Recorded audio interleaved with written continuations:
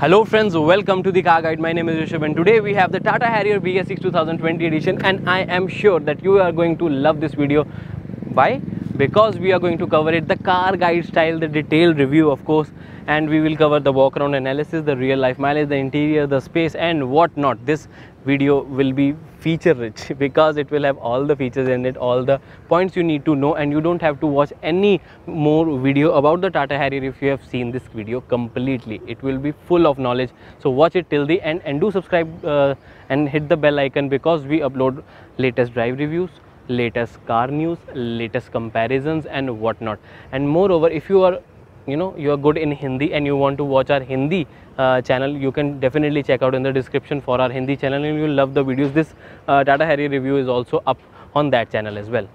Before continuing this video, I would like to tell you that if you are looking for a new car, you want the best rates, quickest delivery and test drives, all these three things can be yours in just one place, the description. There's a link there. You can fill out the form with your name and the car's name you're interested in and the phone number. My team will call you and give you all these things, the best rates, quickest delivery and the test drives as well. But this service is only for Punjab right now. If you're from other states, don't you worry, in 1 or 2 months this service will be available for all the country. Starting with a quick walk around here, you get a good amount of good size of the grille. It is comparatively smaller if we compare the whole car's size, but it looks really good, the Tata's badge here. Then you get the LED DRLs and the bifunctional. They are bifunctional because they work as indicator as well. Xenon HID headlamps here, then the high beam headlamps here with the fog lamps underneath. The housing is quite big, however the bumper looks really sporty because of the dual tone treatment here, and you get an SUV stance and SUV road presence when you see the vehicle on the roads. Then a new change here is the 17 inches alloy wheel. When the Harrier was launched way back in 2019, the alloy wheels were quite okayish. I personally felt that they need to improve and Tata has listened, so they have provided stylish 17 inches new dual tone alloy wheels. Then you get the ORVM with the turn indicator LED there, and you get the chrome handle as well. The whole handle is not chrome, there is a chrome garnish on the handle there. There are no roof rails, company should have added roof rails. And then you have the chrome strip here with the Harrier badging, which looks really royal, premium and quite good. Now moving on to the rear side of the vehicle, you get LED tail lamps, nice pair basically, and you get a really good black gloss treatment here which joins both the LEDs with the Tata logo here, the camera, the Harrier badge which looks really prominent, and the reverse parking sensors 4 here with the Fox skid plate as well. It looks really good and gives a very good presence to the vehicle, road presence of course. The defoggers here, then the wiper here, then the stop lamp and the good amount of spoiler. The size is really good and you get the washer here as well, so it looks really good. All the features are here, and you also get the rear fog lamps and the reflectors. The rear profile looks good. Now let's talk about the boot space here, which comes under space management. So here's the button underneath the Tata's logo. You get a very good practical boot space of 425 liters. You can keep the bags very easily, and they can very well be stacked here because it is actually a very practical boot space, not a edgy or cornery boot space. And you get the amplifier of JBL here. Nice boot space. You can carry a lot of luggage here for the weekend or for the whole week, I can say. 7 days luggage, no problem at all.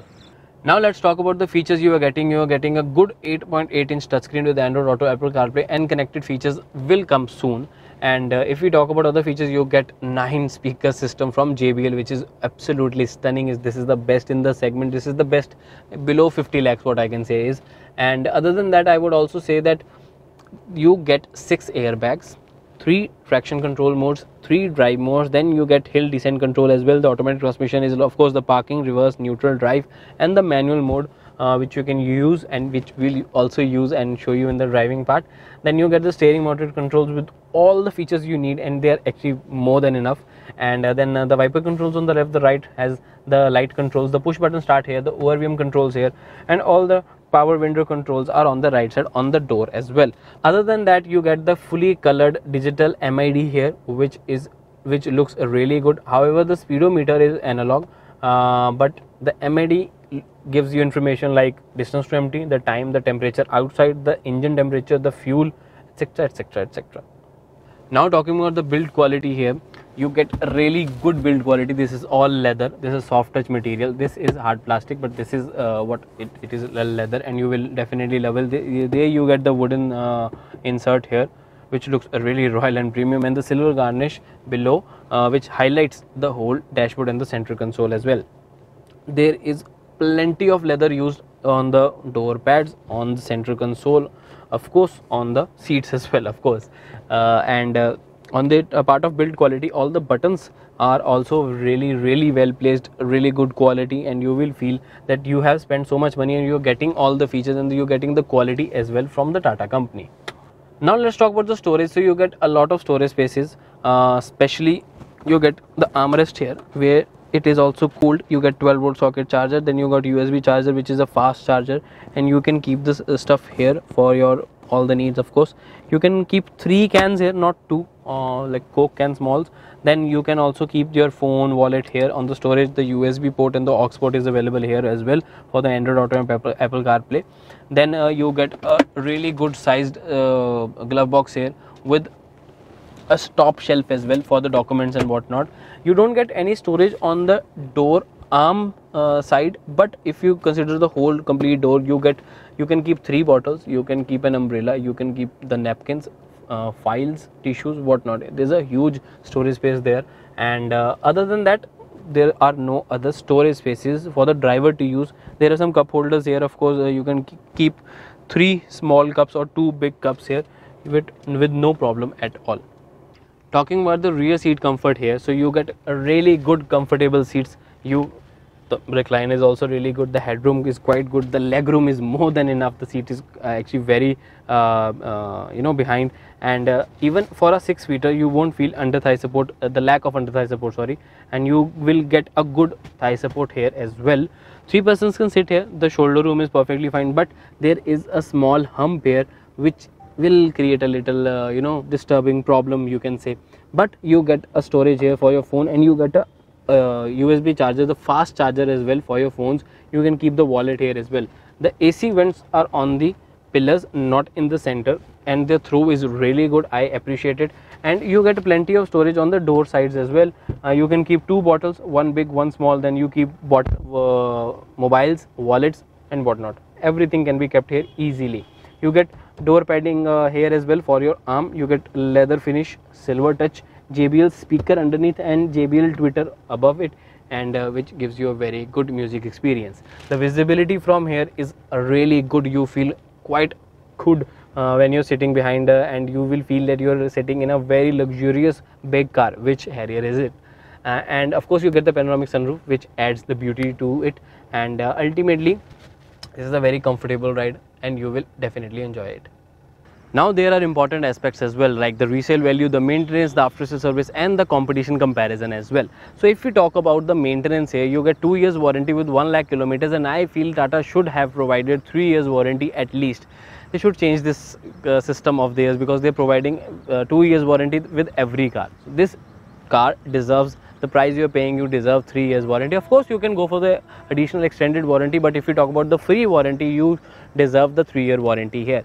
And if we talk about the other maintenance part, which is service, so I have not heard any complaint from any Harrier owner that they are facing any issue regarding the maintenance, right, regarding the service from the Tata company, and they are not paying too much, so you can get assured about the maintenance part. If we talk about the resale value here, you will get a good resale value because it's a very premium product, and people usually don't bother that you're saving 10,000, 15,000, 20,000 rupees there and here.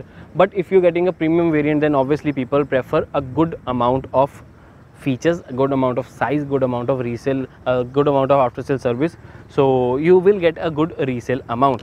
If we talk about the after sale service here, then definitely Tata is not very good regarding that after sales service. They are quite popular that they have a bad after sales service, but what I feel is, what I've seen and experienced is, this after service varies from city to city, like dealer to dealer. If you are in a good city and you're getting a good deal and the dealer is also treating you very well, then you will get a great after service. But if you are going for a dealer which is not treating you good, and then you cannot expect after service, because the company support to the dealer is not too much. This is what I feel. So I completely feel, and I would advise you to talk to your dealer and see if they treat you well, then only go for a Tata Harrier or any other Tata product. Now let's start with the safety and security, which is our number one point as always. So you feel very safe and secure in this car, majorly because it's a Tata product. All the Tata cars are really well rated safely, and however this Harrier has not been tested by the Global NCAP as of now, but I can assure you, you can be assured that this is a very strongly built, structured car. And also you can feel it. You can feel when you sit inside the cabin, you will feel the thumping sound of the door whenever you're closing it, and ultimately you feel a very in very good safe hands and a very contained, structured, strong box. So that's a really good thing, and you can feel the build quality here. Let's talk about the steering here. I'll take a U-turn and you will get a really good idea. Obviously this is a very long SUV, and the wheelbase is also at a good length, which is why the turning radius is not that great. But if we consider the size of this car, definitely you get a good turning radius, and it's good that the steering is a little on the heavier side, and especially when you're taking a U-turn or you are at literally very low speeds below 10, then you feel a little heavy steering here. And but the thing is, whenever you increase the speed and you are between 30 to 50, 60, the steering gets a little light for you to drive it in city very easily. But if you cross the 50-60 km/h band, then the steering gradually weighs up to give you better stability here. So that's a really good thing, and the feedback and accuracy of the steering top notch, no issues there at all. Now let's focus on the NVH levels here, as this is a 2-liter 170 PS power, and with of course the turbocharger as well, because it's a diesel engine. You will hear some noise inside the cabin, that is for sure. Especially when you go over 2000 RPM, you will hear a little noise. But the insulation, the dampening is done really well inside the cabin, because if you're standing outside the car and you're revving the engine, then definitely you hear a lot of sound. But inside the cabin you will hear a minimum sound. So I won't say this is a very silent engine, but this is a powerful engine, so don't forget that. In terms of vibration and harshness, there is a little bit of harshness, there is a little bit of vibration on the accelerator pedal and on the steering as well. But overall, because this is not a refined oriented engine, this is a performance based vehicle, so you can expect it to have great powers, and I am expecting it to have great power as well. Now let's talk about the ergonomics here, which is very important in a feature rich SUV. So all the buttons are well placed, the IRVM, the ORVM location, and the buttons here, and even the armrest, the handbrake location, everything is perfectly fine. This is a different handbrake, you all know. And you get everything fine. Just there is one issue here, that the steering motor controls are way too many, because there are total 16 controls here, and eventually you have to look down below and choose the button which you want to operate, and the feature you want, you have to look here, okay, this is the button. So it takes a little time for you to judge, but obviously in 2 or 3 months when you have the Harrier at your home, then you'll get used to it. But still, I believe there should have been a little less buttons here. Other than that, everything is fine. Now moving on to the transmission here. So it has a Hyundai sourced torque converter, which is a very good. I would personally advise you, if you're going for Tata Harrier and you are going for the top variant, do try the automatic one and go for that only. It is much better than the manual. And on the second hand, the price difference is around 1,30,000 at showroom. On road it will be 150, but it is totally worth it. Go for the this one torque converter, or the automatic version we are talking here, because it's very good, it's very refined. You won't feel any gear shifts. It is very quick. There's very minimum delay, and you can easily overtake vehicles without even waiting for the transmission to understand that you want some power and anything else. But it is a really good transmission, and you should definitely try it out, and it's better to go for the automatic one than for the manual. Next point would be the suspension here. Suspension wise, I really love the suspension here, because it is a very dynamic. In the cities it gets soft, you won't hear any potholes or a speed breaker noise inside the cabin, and you will feel a little bouncy there. but it's a really good bounce. You cannot say that it's a very bad bounce, or it's the car is bouncing way too much. It's not nothing like that, and definitely there will be a little bounciness, but that is evident, and that we cannot rule out here, and we cannot expect a big SUV or even the softer suspension to give you a very stable ride in the cities. But the good thing is you won't hear any noise of the suspension. Next point would be the visibility here. This is a very big SUV, and you need to have good visibility, especially in the cities. So front side is perfectly well sized and everything, because I can see the bonnets very clearly, the left or the right, and of course the IRVM and ORVM are also very well placed, and you do not feel any problem in the visibility. And on the rear end also, because of the ORVMs, you get a really good visibility. But there's a small thing, it's on the feature side actually, that the rear camera quality could have been better. I personally feel that it is good, but you're spending so much money, you expect and you deserve a good quality camera here. Next would be the driver's comfort. It means my comfort. So it is a space for the dead pedal, which is a greatly good sized dead pedal, which I am in love with. And secondly, the seats are also very comfortable, especially from the back.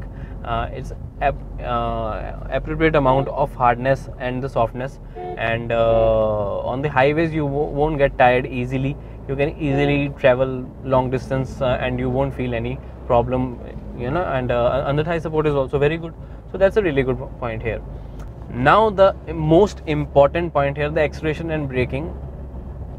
It's a really good, especially on the manual mode. I'll show you that as well.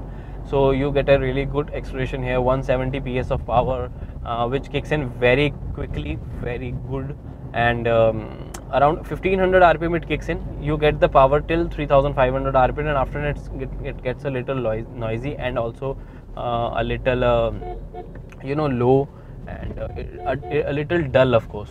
So you expect it to have around 4000 RPM. It could have been better, but still the band is really good. The length of the band is good because of the 1500 to 3500 RPM, which means flat 2000 RPM of great power. And especially if you want to race or do a drag race, you should go with the manual mode and not the automatic mode, of course. The mode I'm talking about, not the transmission here. Go with the automatic transmission and switch it to manual. I will show you how the manual mode works here. So switch to manual and shift down and see the power. Yes, it gets a little noisy, but definitely you get a really good power, and you can feel the punch here that you will love. Talking about the braking here, the brakes are really effective, very good, and you easily get very confident ride here, especially on the terms of braking. So you won't feel any problem. Let's do a quick suspension test on the speed breaker here. See, no noise of the suspension inside the cabin. Obviously this is a little bouncy, but no noise at all. Talking about the real life mileage here, if we talk about the company claimed mileage, the company claims around 16.79 kmpl if I'm not wrong, but it's around here. And but in the city you will get around 11 or maximum 12 depending upon your driving and atmospheric conditions and city, of course. And on the highways you can expect around 15-16s, but with a really good constant speed, like a cruise speed basically, if we talk about it.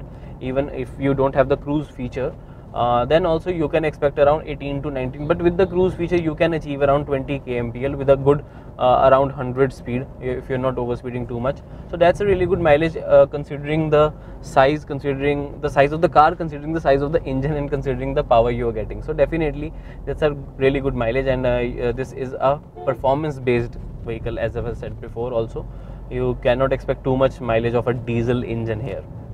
So this was everything regarding the Tata Harrier BS6 2020 edition. I hope you liked the video. If you have watched this far, you definitely have. So you need to like the video, comment below your opinion, and subscribe to our channel and hit the bell icon as well for latest car reviews and car comparisons.